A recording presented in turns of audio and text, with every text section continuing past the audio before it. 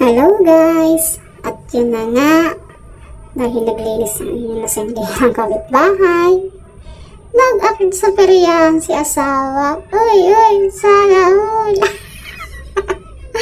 Pasyal. Pasyal lang talaga. Wala kasing pera.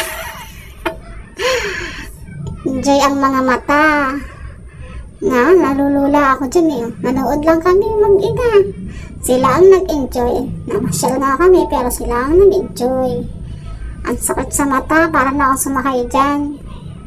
Kaya ako lumayo. Ay grabe, para ako nakasakay. Hilong-hilo ako. Hanggang sa pag-uwi, ang sakit sa ulo. Grabe. Ay nako. Ayan na nga po. Enjoy na enjoy ang mga bata ko. Enjoy din yung tatay. Tuwang-tuwa. Kami ito, nakatingin lang, tulala. Pasyal na walang pera. Ang mahalaga, nag-enjoy ang mga bata. Yun lang.